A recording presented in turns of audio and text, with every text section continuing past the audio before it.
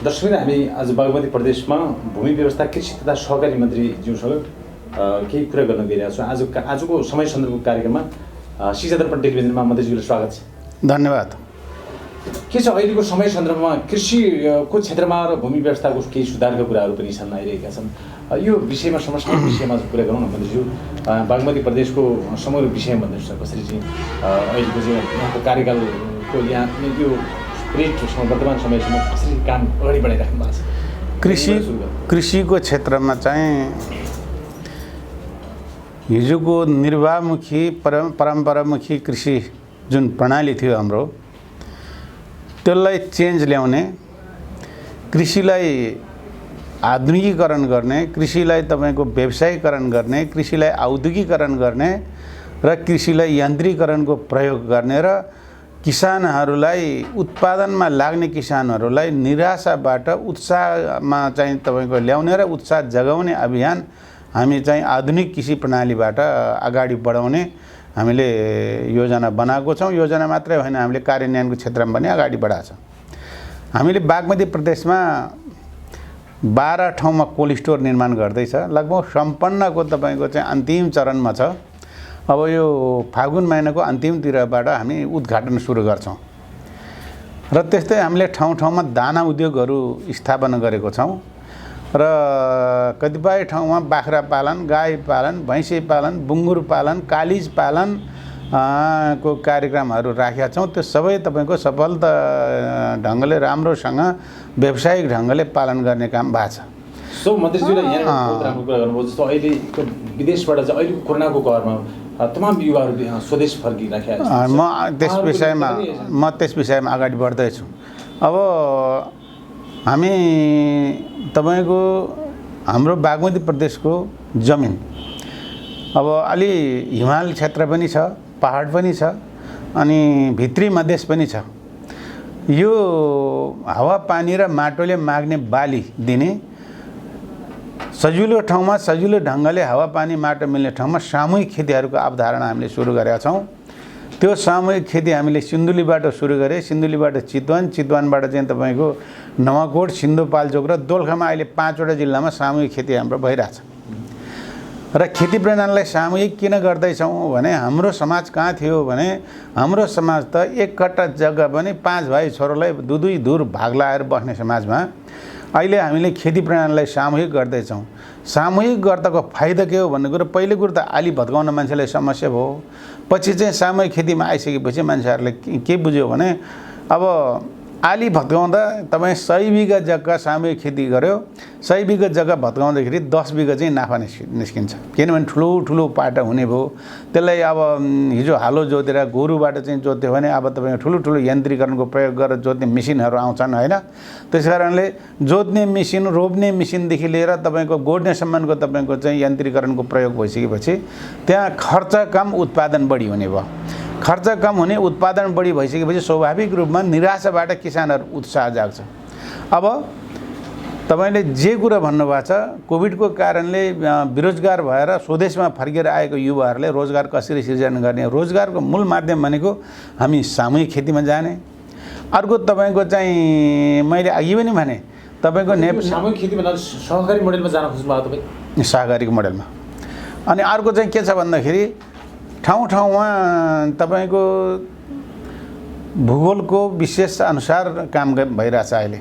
जस्तो दोलखा, सिन्धुपाल्चोक, सिन्धुली, रामेछाप जस्तो जिल्लाहरूमा, नवाकोट जस्तो जिल्लाहरूमा किबी खेती, कफी खेती, चिया खेती गर्दा नि हुने ठाउँ हैन। हामीले त्यसमा पनि सहयोग र सपोर्ट गरेका छौँ। अरू तपाईँ जस्तो विभिन्न ठाउँमा तपाईँ गाई पालन, भैँसी पालन, बाख्रा पालन पनि गरेकै छ। अनि चिसो पानी भएको ठाउँमा टाउड माछा पालन पनि गरेका छौँ।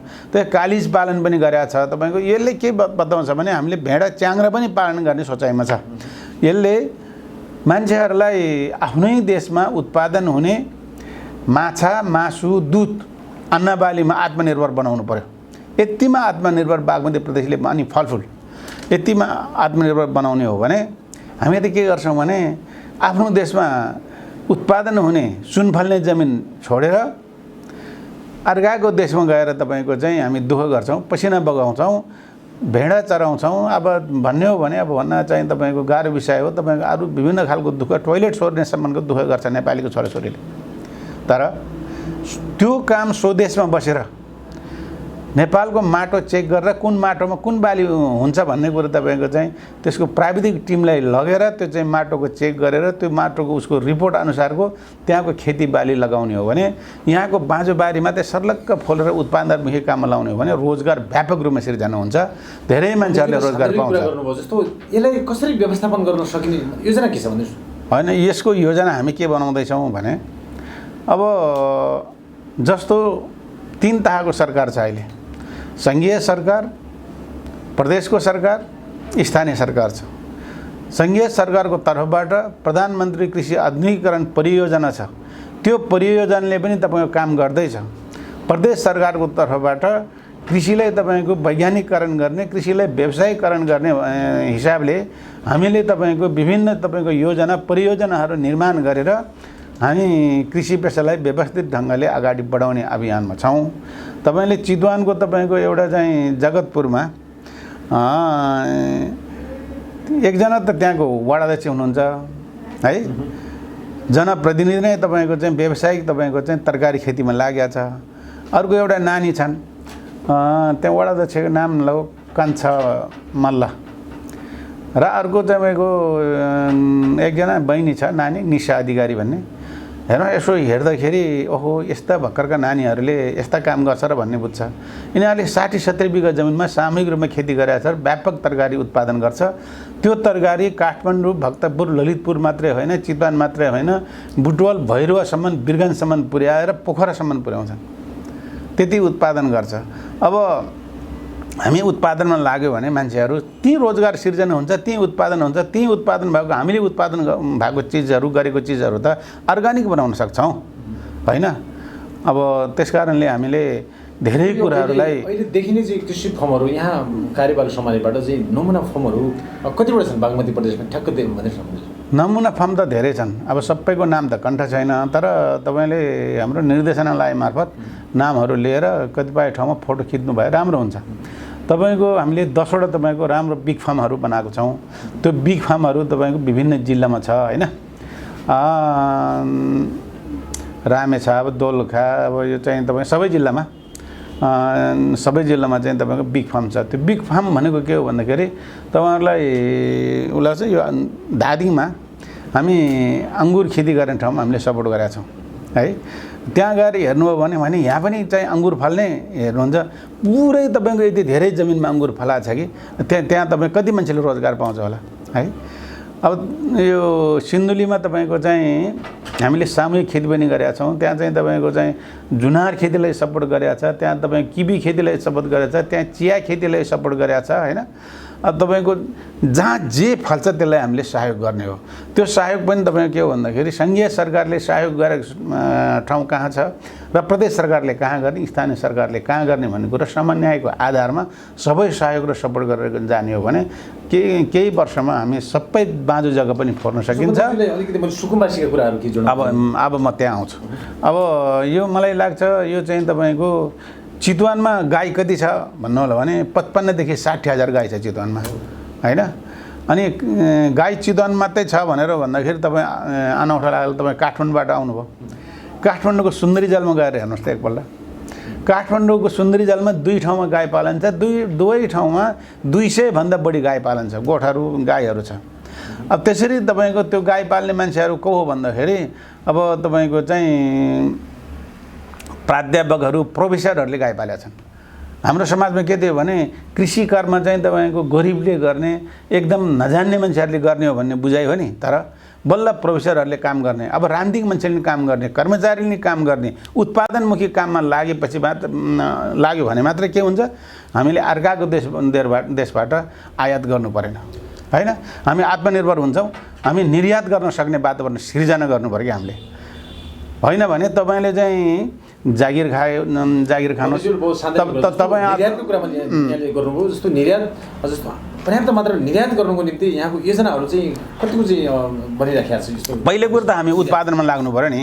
उत्पादन व्यापक भइसकेपछि हामी के गर्दैछौँ भने उत्पादन भएको बाली वस्तुहरू बिक्री बजार पाएन भने सरकारले किन्ने खरिद गर्दैन सरकारले 3 तहको सरकार मिलेर खरिद गर्ने त्यो चाहिँ तपाईको किसानलाई कसरी धान मकै कोदो फापर गहुँ आलु जे फल्या छ त्यो चिजहरू लो हामीलाई चाहिँ सरकारले उत्पादनमा लाग्नुस् भन्नुभयो रोजगार सिर्जनाको लागि अब हामीले गरेको उत्पादनको चिज चाहिँ बजार पाएन भने खण्डमा हामी किन्छौँ सरकारले किन्ने भने सरकारले किन्ने गोदाम घरमा लगेर गोदाममा राख्ने अनि तपाईको चाहिँ त्यो बिक्री चाहिँ तपाईको चाहिँ उपयुक्त मूल्य पाएपछि त्यो चिजलाई बिक्री गरिदिने किसान आफै आयो भने त्यो भन्दा सस्तोमा दिने मिलाएर दिने किसान भन्दा बाहिर व्यापारलाई दिनु पर्यो भने उचित मूल्यमा दिने मन्त्रीज्यूले जस्तो यहाँ सिँचाइको कुराहरू छ पर्याप्त लाभ लिनुको लागि किसानहरूले सिँचाइको सिन्चित जग्गामा सिँचाइ एकदमै ठिक ठाउँमा कतिको चाहिँ सुन्नुहोस् जोडिराख्नु भएको अब सिँचाइ के चाहिँ सम्भावना देख्नु भएको छ सिँचाइ मन्त्रालय तल भौतिक पूर्वाधार मन्त्रालयमा छ उहाँहरूले पनि गर्नुभएको छ सिँचाइ ठाउँ ठाउँमा कुलो निर्माण गर्ने ठाउँ ठाउँमा पुर्याउने तर त्यो सिँचाइ भनेको हाम्रो हिजोको सिँचाइ कस्तो थियो भने जहाँ तल खोलाभन्दा मुनि तपाईँको बारी छ त्यहाँ मात्रै सिँचाइ हुन्छ नि त अहिले हामीले 2-3वटा सिँचाइको चाहिँ नयाँ चाहिँ तपाईँको चाहिँ सिँचाइ अपनाएको छौँ एउटा सोलर सिँचाइ एउटा लिफ्ट सिँचाइ होइन अर्को बोरिङ सिँचाइ गरेर किसानलाई सहयोग र सपोर्ट पुग्ने गरी उत्पादनको काममा लाग्ने गरी व्यापक रूपमा बागमती प्रदेशले त्यो पनि तपाईँको हाम्रो मन्त्रालयले भूमि व्यवस्था कृषि तथा सहकारी मन्त्रालयले हाम्रो मन्त्रालय अन्तर्गतको निर्देशनालय मार्फत हाम्रो ज्ञान केन्द्रहरू मार्फत हामीले त्यो काम सिँचाइको काम तलतिरपट्टि खोला बगिरहेछ माथिपट्टि ठुलो फाँटहरू छ त्यो फाँट चाहिँ तपाईँको सिन्चित गर्नको निम्ति लिफ्ट फाँट पानी तान्दिने त्यहाँ सिन्चित बनाइदिने हामीले त्यो अभियान पनि चलाइराखेका छौँ गत वर्षमा पनि थुप्रै बने यो वर्षमा पनि निरन्तर अगाडि बढिरहेछ हामी आउने वर्षमा पनि राख्छौँ तर किसानलाई पानीको अभावले गर्दाखेरि हामीले जमिन बाँझो राख्नु पर्यो भन्ने नबनाउने हिसाबले हामीले हाम्रो मन्त्रालय हाम्रो यो प्रदेशको सरकार अगाडि बढाएको छ अलिकति सुकुम्बासीको कुरा अब म त्यता गएँ अब भूमिको समस्या समाधान गर्न आयोग गठन भएको छ है त्यो आयोग चाहिँ केन्द्रमा गठन भयो हाम्रो देवी प्रसाद गेवाली त्यसको चाहिँ अध्यक्ष हुनुहुन्छ अनि त्यसपछि प्रदेश स्तरमा पनि गठन भयो प्रदेश बागमती प्रदेशको तर्फबाट हामीले केशव प्रसाद देवकोटालाई चाहिँ हामीले यहाँबाट सिफारिस गरेर निर्णय गरेर केन्द्रीय कमिटीको सदस्य बनाएको छौँ त्यसपछि जिल्लामा आयोग बन्यो 3 सदस्यीय आयोग अब मकवानपुर चितवन धादिङ काठमाडौँ यो सबै जिल्लामा कि देशभरि अब त्यो आयोगको चाहिँ अब बागमती प्रदेशको चाहिँ भोलि होइन पर्सि 16 गते काठमाडौँमा बैठक पनि छ अब त्यो आयोगले के गर्छ भन्नु भने भूमि सम्बन्धी समस्या के हो समस्याको पहिचान गर्छ त्यो समस्या चाहिँ तपाईको चाहिँ अनुसारको फारम भरेर पेश गर्नको निम्ति स्थानीय तहमा वडा लेभलसम्ममा फारम पठाउँछ अब समस्या 2-3 प्रकारको छ एउटा त सुकुम्बासी एकदमै भूमिहीन मान्छेहरू पुर्खौँदेखि आफ्नो नाममा जमिन नभएको मान्छेहरू छ अर्को चाहिँ खोला बाढी पहिरो लागेर तपाईको चाहिँ आफ्नो जमिन चाहिँ खोलामा परेर बाढीले बगाएर पहिरोले बगाएर सुकुम्बासी भएका मान्छेहरू पनि छन् अर्को चाहिँ अव्यवस्थित बसोबासी छ अव्यवस्थित बसोबासी भनेको चाहिँ पहाडमा चाहिँ तपाईको जमिनहरू छ चाहिँ नम्बरी जमिन तर तलतिर तपाईको भित्री मधेसमा झर्दाखेरि चाहिँ अलि सजिलो ठाउँ स्कुल पढ्ने ठाउँ क्याम्पस पढ्ने ठाउँ सजिलो हुने ठाउँ खोजेर बसेका मान्छेहरू अनि खोला बाढी पहिरो लागेर चाहिँ तपाईको सरेर तपाईको सजिलो ठाउँमा बसेका मान्छेहरू अब त्यो आइल्यान्ड जग्गामा बसेका मान्छेहरू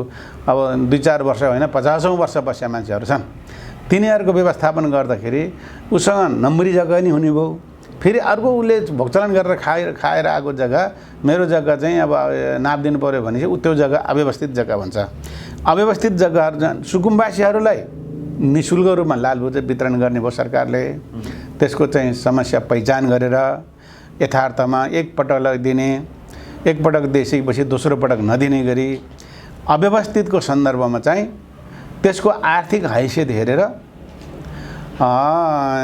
राजस्व चाहिँ आयोगले तोकेको राजस्व बुझाउने गरी उसले पनि लालबुर्जा पाउँछ तर उसको हदबन्दी तोकिया छ तोकिएको हदबन्दीभन्दा बढी चाहिँ नदिने तर उसले भोगचलन गरेर खाएर आएको जग्गा त्यहाँको मालपोत कार्यालयले तोकेको मूल्यमा त्यसमा तपाईको त्यसको आर्थिक हैसियत हेरेर 5%, 10%। कतिपय जो फर्जी कागज डकुमेन्टहरू रेडी बनाएर जो कतिपय चाहिँ अब त्यस्तो कुरा पनि आइराखेको छ मतलब चाहिँ फिल्डमा त्यस्तो आयो भने त्यसलाई कसरी छानबिन गर्छ नियमन कसरी त्यो क्यान्सल भइहाल्छ त्यो फर्जी अहिले सम्भावना छैन। किन सम्भावना छैन भने तपाईँलाई एउटा कुरो म प्रष्ट रूपमा भन्छु, स्थानीय तहले सिफारिस गर्ने हो, त्यो पनि वडाले सिफारिस गर्ने हो। सिफारिस गर्ने कर्ताले सिफारिस गर्दाखेरि निष्पक्ष गर्नुपर्छ। निष्पक्ष भन्दा चाहिँ उसले पक्षपात गरेको थाहा पायो भने अनि तपाईँको उसले चाहिँ बेथितीमा सिफारिस गरेको थाहा पायो भने त्यो आयोगले अध्ययन गर्छ र त्यो कारबाहीको विषय बन्छ। त्यसकारणले यो अनियमितता चाहिँ हुँदैन। तर अब यो मतलब यो सहकारीको कुराहरू के एकछिन म यो जमिनको बारेमा सकौँ। त्यसपछि तपाईँको यो जमिन अब एउटा प्रक्रियामा चाहिँ चिज अगाडि बढिसक्यो। यसपालि चाहिँ तपाईँको यो पटकको चाहिँ आयोगले जनतामा गएर सुकुम्बा भूमिको समस्या समाधान गर्छ, अव्यवस्थित समस्या समाधान गर्छ, सुकुम्बासी समस्या समाधान गर्छ। यो समस्या चाहिँ अब समाधान गरेर अर्को पटक यो आयोग गठन नगर्ने गरी कामलाई अगाडि बढाउने अब हाम्रो सम्माननीय प्रधानमन्त्री केपी शर्मा ओलीको चाहिँ तपाईँको चाहिँ मार्गनिर्देशन छ। त्यो चाहिँ हामी पुरा गर्छौँ। हामी त्यो एकदम लागेर अगाडि बढ्छौँ र पुरा हुन्छ र पुरा गर्छौँ। त्यसपछि अब तपाईँले के भन्नुभयो जस्तो मैले यो सहकारीको कुराहरू अलिकति नयाँ प्रविधि सहकारी कसरी अगाडि बढाउँदा ठिक हुन्छ भन्ने खालको यो बागमती प्रदेशको कुरा कतिपय सहकारी कुरा त ट्रान्समिटको कुरा आएको छैन। जस्तो पारदर्शी कुरा आएन भन्ने छ। त्यसले गर्दा सहकारी बोर्डमा कसरी चाहिँ गरिराख्नु भएको छ? सुन्नु न, अब तपाईँलाई म प्रश्न कुरा के भन्छु भने अब यो सहकारी चाहिँ सम्बन्धी चाहिँ हिजो चाहिँ कस्तो थियो भन्ने बारेमा धेरै चर्चा गर्नुभन्दा नि सहकारीहरूलाई उत्पादनमुखी काममा लगाउने, व्यावसायिक बनाउने, पारदर्शी बनाउने हाम्रो योजना छ। अब देशव्यापी रूपमा सहकारी यदि धेरै छ, उनीहरूलाई साँच्चै नै राम्रो काममा लगाउन सक्ने हो भने त्यसले समृद्ध नेपाल निर्माण गर्न, सुखी नेपाली बनाउने अभियानमा ठुलो सपोर्ट पुग्छ। र त्यही कारणले अब तपाईँको 3 खम्बे अर्थनीति मध्येमा 1 खम्बे चाहिँ कुन हो भन्दा सहकारी हो भनेर चाहिँ सरकारले भन्नुको कारण चाहिँ यिनीहरूलाई काममा ल्याउनुपर्छ। सबै सहकारीहरू ऋण दिएर ब्याज खाने मात्रै होइन, यो चाहिँ व्यावसायिक बनाउनुपर्छ भन्ने मान्यता हो। बागमती प्रदेशले स्पष्ट त्यो खालको ऐन बनाएको छ, नियमावली त्यही बनाएको छ। अब अहिले चाहिँ बागमती प्रदेशको धेरै जस्तो सहकारी संस्थाहरू अहिले चाहिँ हिजोभन्दा फरक छ। पहिला काठमाडौँका धेरै जस्तो चाहिँ सहकारीहरू काठमाडौँमा समस्या थियो। समस्या के थियो भने अर्काको पैसा राख्ने अनि फिर्ता समयमा नगर्ने, अनि तपाईँको कतिपय मान्छेको घर जग्गा लिलाम गरिदिने, अनि त्यो घर जग्गा आफ्नै नाममा पास गर्ने, त्यो खालको तपाईँको चाहिँ थियो।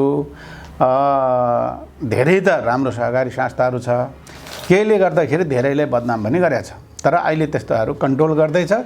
यहाँबाट चाहिँ तपाईँको अहिले विभागीय चाहिँ तपाईँको चाहिँ विभाग मार्फत अनि निरीक्षण गर्ने, अनुगमन गर्ने, त्यो ठाउँको चाहिँ अवस्था के हो, त्यहाँ चाहिँ रियलमा अर्काको पैसा लिएर समयमा फिर्ता नगरेको संस्थाहरू कुन कुन छ हामी पहिचान गर्दैछौँ। जसले अर्काको पैसा लिएर तपाईँको समयमा पैसा तिर्ने प्रयास गर्दैन त्यो मान्छेहरूलाई हामी पहिलो कुरो त के भन्छौँ, तपाईँ पारदर्शी गर्नुहोस्, तपाईँले कारोबार स्पष्ट पारेर गर्नुहोस्, तपाईँले लिएको रकम उपयुक्त समयमा फिर्ता गर्नुहोस् भन्छौँ, उहाँहरूलाई सचेत बनाउँछौँ। अनि त्यसो भन्दा मानेन भने अनि त्यसपछि प्रक्रिया बढ्छ, हामी पत्रचार गर्छौँ। तपाईँले यो मितिभित्रमा तपाईँको चाहिँ सहकारी संस्थाले लिएको फलानासँग लिएको रकम यो मितिभित्रमा फिर्ता गर्नुहोस् भन्छु। त्यो पनि गरेन भने कारबाही भयो, ठाडै यही भन्नु छ। हामी त्यो प्रक्रियामा गइसक्यो। अब अलिकति यो राजनीतिक सन्दर्भमा जोडे जस्तो अहिलेको राजनीतिक गतिरोध अन्त्यको निम्ति जस्तो अहिले चाहिँ चलिराखेको छ, अहिले यो स्थितिमा प्रदेशलाई कस्तो किसिमको परिस्थिति भइरहेको छ, जस्तो तपाईँले काम गर्न कतिको सहज छ यो राजनीतिक परिस्थिति होइन? सहज र असहज त आफैमा भर पर्ने कुरा हो होइन। परिस्थिति चाहिँ राजनीतिक परिस्थिति चाहिँ असजिलो छ भन्ने कुरा तपाईँहरूले बुझ्नु भएकै छ। किनभने माथि पनि तपाईँको चाहिँ गडबड भएको छ। अब यहाँ सबै प्रदेशमा पनि गडबड भएको छ। यहाँ त तपाईँको अविश्वासको प्रस्ताव दर्ता गरेको छ साथीहरूले। कसले दर्ता गर्यो भन्दाखेरि आफ्नै मान्छेले, आफ्नै पार्टीले। हेर्नुहोस्, पार्टी फुटेको छैन, पार्टी एउटै छ। एउटै पार्टीको एउटा खालको तपाईँको टिमले तपाईँको चाहिँ अविश्वासको प्रस्ताव यहाँ पनि दर्ता गरेको छ।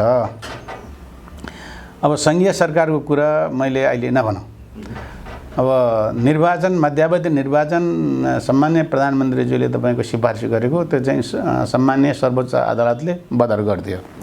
अब यो विषयमा योभन्दा चर्चा गर्नुभन्दा नि अब त्यसपछि चाहिँ अरू विषयमा त छलफल चल्ने अगाडि बढ्ने विषय छँदैछ। प्रदेशको सन्दर्भमा के हुन्छ भन्दाखेरि माथिको अवस्था के हुन्छ तल पनि त्यही हुन्छ। हामी वास्तवमा चाहिँ नेताहरू अहिले पनि देशको निम्ति साँच्चीकै राष्ट्रिय स्वार्थको निम्ति राष्ट्रिय एकता कायम गर्न, मुलुकलाई समृद्धि बनाउन, नेपाली जनतालाई सुखी बनाउन, नेपाल भन्ने देशमा सुशासन कायम गर्न लडेको हो भने तपाईँको चाहिँ आफ्नै सरकारलाई ढाल्नुपर्ने थिएन, आफ्नै सरकारको विरुद्धमा सभा जुलुस गर्नुपर्ने नि थिएन, अनि जित्यो भनेर लड्डु खानुपर्ने नि थिएन। के जित्यो? जित्यो चाहिँ के विजय प्राप्त गर्यो? त्यही दिनमा कहाँ जानुभयो भने हत्तना पत्ता कुदेर गएर आफ्नो सरकारको विरुद्धमा चाहिँ तपाईँको चाहिँ यो सरकार चाहिँ अविश्वासको के भन्छ प्रतिनिधि सभा चाहिँ पुनर्गठन गर्ने भनेर चाहिँ पठाएको, पुनः स्थापित भयो भनेर चाहिँ लड्डु खानुभयो। लड्डु खाएपछि त आफ्नै पार्टीको नयाँ मान्छे प्रधानमन्त्री बन्ने होला भनेको दौडेर गएर नेपाली काङ्ग्रेसको सभापति शेरबहादुर देउवा कहाँ पुगेर हजुर तपाईँ बन्ने कि हामी बन्ने एउटा सोल्युसन निकाल्नु पर्यो भन्न पुग्यो। राजेन्द्र चाहिँ महतो कहाँ पुगे, राजेन्द्र महतोले पनि राम्रो जवाब दियो। तपाईँ कुन पार्टीबाट हामी कमजोरीहरूलाई सच्याएर समाजवादी समाज निर्माण गर्न नेपाली जनतालाई अहिलेसम्ममा जुन खालको चाहिँ धेरै खालको निरङ्कुशताहरूको अन्त्य गरेर आएर अब त बाँकी काम भनेको समृद्ध नेपाल निर्माण गर्ने, मुलुकलाई सुशासन कायम गरेर नेपाली जनतालाई सुखी बनाउने बेलामा यो खालको झगडा ल्याएको सरकारले अब फेरि प्रदेशमा पनि अब अविश्वास प्रस्ताव ल्याएपछि अब के हुन्छ? फेरि नयाँ चेन्ज हुन्छ। अब के हुन्छ भन्ने कुरो त हेर्दै जानुहोस्। त्यो अबको कुरा जस्तो अब फेरि चाहिँ तपाईँको कम्युनिस्ट पार्टी केपी ओली र प्रचण्डजीको फेरि खेमा एक ठाउँमा हुन्छ या हुँदैन? त्यो हुन्छ हुँदैन भन्ने कुरो मैले भन्न सक्दैन। मैले त भनिसकेँ आफ्नो कुरा। एकता होस्, एकता हुँदा मुलुकले समृद्धि पाउँछ। नेपाली जनताले तपाईँको 5 वर्षलाई सन्देश दिएको छ, 5 वर्ष पछाडि निर्वाचन हुन्छ, फेरि पनि कम्युनिस्ट पार्टीको कब्जामा निर्वाचन आउन सक्छ।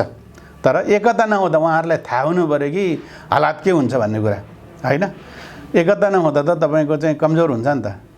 उहाँहरूले प्रचण्ड कमरेड माधव कमरेडहरूले के सोच्नु भएको थियो भने हामीसँग जति मान्छे कोहीसँग छैन, केपी ओलीसँग कोही छैन भनेर बुझाएको थियो। जहाँ प्रधानमन्त्री पुग्छ त्यहाँ मान्छेको ओहिरो लाग्छ। यो त साँचो कुरा हो, देखियो नि त। यो 2 महिनामा त छर्लङ्ग कोसँग कति छ भनेर देखियो। त्यसो हुँदाखेरि अहिले पनि मान्छेको चाहिँ एउटा चाहिँ हैसियत नापियो, जनमत चाहिँ कहाँ छ कति छ भन्ने कुरो देखिसकेपछि अब ल तपाईसँग भएको जनमत राम्रै छ, हामीसँग पनि छ, अब त एकता कायम गरौँ, कमी कमजोरीहरूलाई सच्याउँ भनेर समीक्षा गरेर गयो भने देशको लागि फाइदा हुन्छ। मैले यो पार्टीको बारेमा ठुल्ठुलो मान्छेले गर्ने निर्णय, हामी जस्तो मान्छेले धेरै कुरो गर्नु हुँदैन। हामी माथिले चाहिँ जे निर्णय गर्यो त्यसको पालना गर्ने भएको हुनाले बागमती प्रदेशले पनि हाम्रो माननीय मुख्यमन्त्रीज्यूको भनाइ के छ भन्दाखेरि सजिलोसँग हामी यो अविश्वासको प्रस्ताव फेस गर्छौँ भन्ने छ, हामीले फेस गर्छौँ। ओके, अब अलिकति मैले समय सन्दर्भ यतातिर पनि जोडेँ। अब अहिलेको 3 वर्ष जो कार्यकाल मन्त्रीज्यूले सम्हालिराख्नु, यसमा अहिले देखिने अहिले भावी योजनाका कुराहरू पनि छन्। के छ किसानको? मैले तपाईँलाई अघि नै भनिसकेँ। तपाईँले चाहिँ अब मैले अघि नै भने हाम्रो यहाँ भिडियोहरू पनि होला, तर स्थलगत रूपमा तपाईँ आफै गएर तपाईँको ठाउँमा के कति काम गरेर रहेछ भनेर हेर्नुभयो भने बल्ल थाहा हुन्छ। तपाईँले चितवनमा गएर हेर्नुभयो भने राष्ट्रिय निकुञ्ज र मानव जाति र वन्यजन्तु बिचको द्वन्द्व समाधान गर्न ठुलो कङ्क्रिट वाल निर्माण भएको छ 11 किलोमिटरमा। त्यो इतिहासमा नभएको काम भएको छ। अनि कोल्ड स्टोर बच्नुको लागि अनि कोल्ड स्टोर निर्माण भइरहेछ, दाना उद्योगहरू निर्माण सम्पन्न भएको छ, होइन? अनि तपाईँको अहिलेसम्म कालिजहरू व्यवसाय ढङ्गले मान्छेले पालेको त इतिहास थिएन। अहिले तपाईँ काठमाडौँ जाने बेलामा दक्षिण कालीमा कालिज हेर्नुहोस्, अनि बाटो माथि बाटो पनि पालेको छ, टाउड माछा पालन गरेको छ। बजेट कति विनियोजन गर्नुभएको छ यो वर्षमा? अनि यो वर्षको बजेट चाहिँ के हो भन्दाखेरि हामीले कस्तो ब्याजमा चाहिँ अब चाहिँ लोन स्वीकृति गरिदिने भन्ने हिसाबले अर्थ मन्त्रालयमै 3 अर्ब बजेट चाहिँ हामीले राख्यौँ। त्यसो भएको हुनाले कृषिमा खासै त्यति धेरै बजेट छैन। गत वर्षको कामहरू अधुरो भएको कामहरू सम्पन्न गर्ने, नयाँ कामहरू केही गर्ने भनेर चाहिँ छुट्यायौँ र खास चाहिँ विगत वर्षहरूमा भएको कामहरू लगभग सबै काम सम्पन्न भयो।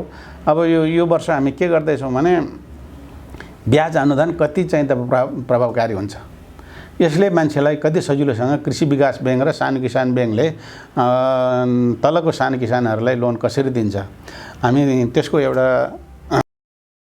कृषिको अनुदान भनेको मुख्य अनुदान चाहिँ ब्याज अनुदान। हामीले ब्याज अनुदान दुई खालको छ। एकदमै जमिन नभएको मान्छे, एकदमै वर्गीय मान्छे, विभिन्न वर्गको मान्छेलाई 5 लाख रुपियाँसम्म बिना धितो दिने। अब धितो भएको हामी सानो सानो व्यवसाय गर्छु भन्नेलाई 10 लाख रुपियाँसम्म धितो सहितको दिने, तर ब्याज चाहिँ 3% सस्तो ब्याज। यही हो। अन्तमा मन्त्रीज्यूको भन्नु के छ कि हाम्रो मिडिया मार्फत? होइन, मैले भन्ने कुरा धेरै जस्तो राखिसकेँ। तपाईँको मिडिया मार्फत यो बागमती प्रदेशको किसानहरूलाई मैले के अनुरोध गर्छु भने अब किसानलाई मात्रै होइन, अरू सम्पूर्ण बागमती प्रदेशवासीहरूलाई पनि अनुरोध गर्छु। यो प्रदेश साँच्चीकै राजधानी सहितको प्रदेश हो। यो प्रदेशमा धेरै ठुलो विद्वानहरू पनि यहीँ छन्, पढी लेखेका मान्छेहरू पनि यहीँ छन्, उच्च स्तरको कर्मचारी पनि यहीँ छ, उच्च स्तरको राजनीतिज्ञहरू पनि यहीँ छन्, बागमती प्रदेशमा छ। त्यसो भएको हुनाले सबैको ध्यान चाहिँ कृषिमा र उद्योगमा, पर्यटनमा ध्यान केन्द्रित गर्यो भने नेपाललाई समृद्ध नेपाल बनाउन सक्छ। त्यसको लागि कसैले पनि अल्छी गर्नु हुँदैन। उत्पादनमुखी काममा हामी सबैजना लाग्नुपर्छ। तपाईँको मिडिया मार्फत म सबैलाई यो अनुरोध गर्न चाहन्छु। धन्यवाद। समयको लागि, समय सन्दर्भमा तपाईँ धन्यवाद। धन्यवाद।